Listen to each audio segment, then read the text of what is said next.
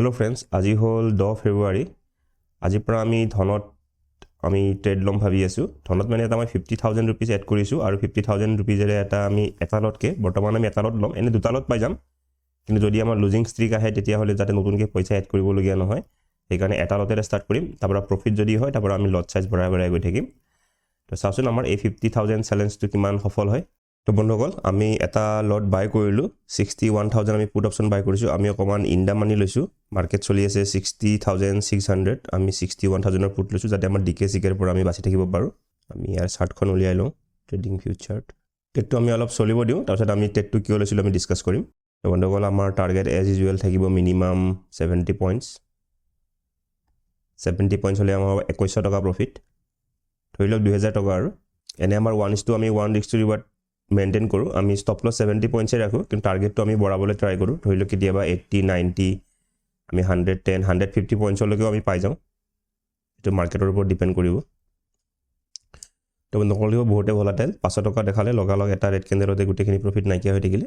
তো বন্ধুসকল, এইটো যদি ট্ৰেডত আমাৰ কিমান কেপিটেল দৰকাৰ আছে যদি চাবলৈ যাওঁ, আমি দেখিব প্ৰাইচ লৈছোঁ 637 টকা। গতিকে আমি যদি ইয়াক মাল্টিপ্লাই কৰোঁ তেতিয়া হ'ব ধৰি লওক আমাৰ 19,000 টকা আমাৰ ইউজ হৈছে। গতিকে আমি ইজিলি দুটা লট পাই যাওঁ। কিন্তু মই কৈছোঁ এইটো আমাৰ ৰিস্ক মেনেজমেণ্ট। আমি ইয়াতে 50,000 টকা এড কৰিছোঁ এইটো একাউণ্ট।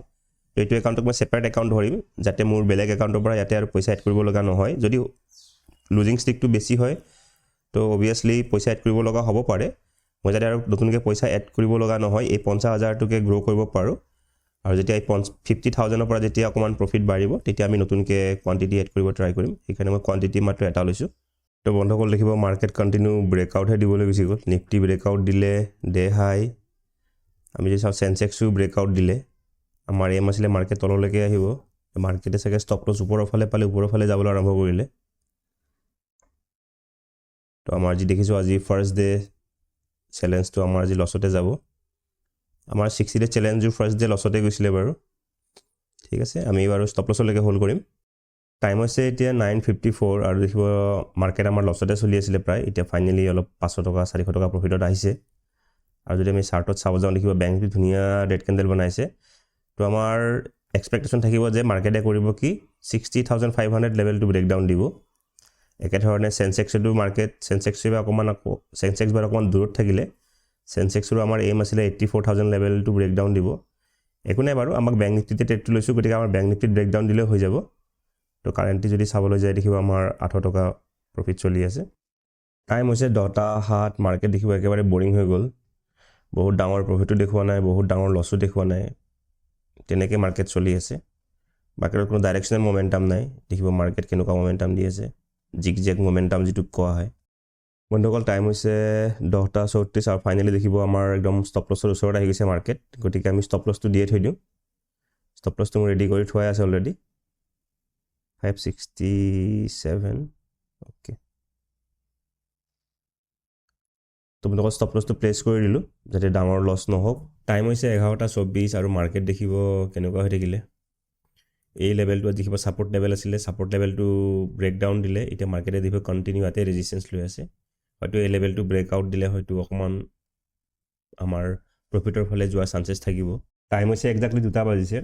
মই খাই আছোঁ ৰবাব টেঙা। ইমানে বেছি টেঙা আৰু জ্বলা, কথা কওঁতে অলপ দিগদাৰ হৈ আছে।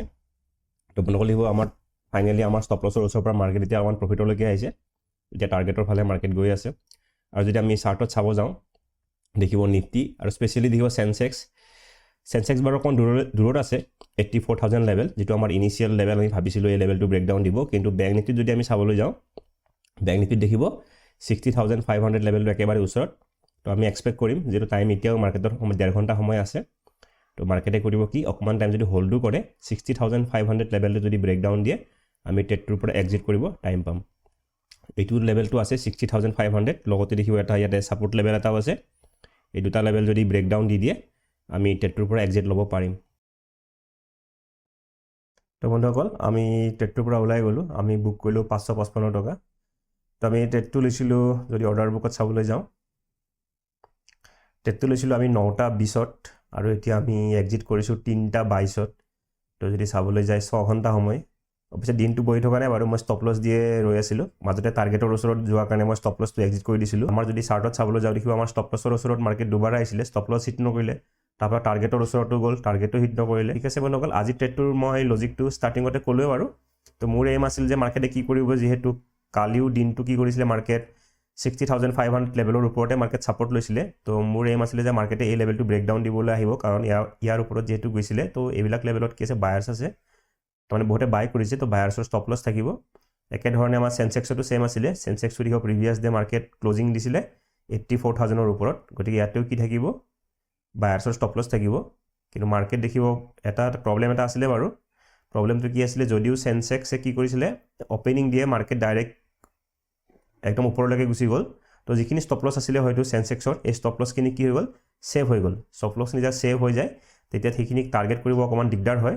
কিন্তু যিহেতু আমাৰ বেংক নিফ্টিত দেখিব, বেংক নিফ্টিৰ একেবাৰে ওচৰতে আছিলে, আমাৰ বেছি দূৰত নাছিলে। তো বেংক নিফ্টি আমি ট্ৰেড লৈছিলোঁ 9:20। তো আমি এইটো কেণ্ডেলত আমি ট্ৰেড লৈছিলোঁ ক'ৰবাত।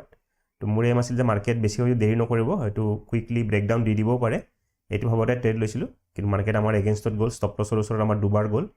তো ফাইনেলি আমাৰ মোমেণ্টাম ভালে দিছিলে। আমি যদি চাবলৈ যাওঁ এই মোমেণ্টামটো আমাৰ ভালে আছিলে। যদি আমাৰ এণ্ট্ৰি প্ৰাইজৰ পৰা আমি চাবলৈ যাওঁ, আমি 9:20 এণ্ট্ৰি লৈছিলোঁ। তো আমাৰ যদি এণ্ট্ৰি কেণ্ডেলৰ পৰা যদি চাবলৈ যাওঁ, আমি মাৰ্কেট ইয়ালৈকে পাইছোঁ। তো আমি যদি চাব যাওঁ 130, 140 পইণ্টছ আমি কেপচাৰ কৰিছোঁ, কিন্তু আমি তেনেকৈ টাৰ্গেট নাপালোঁ। টাৰ্গেটটো দেখিব অলপমান দূৰ থাকিলে। তো ঠিক আছে বন্ধুসকল, আজিলৈ ইয়াতে, আমি নেক্সট ভিডিঅ'ত আকৌ লগ পাম। ধন্যবাদ।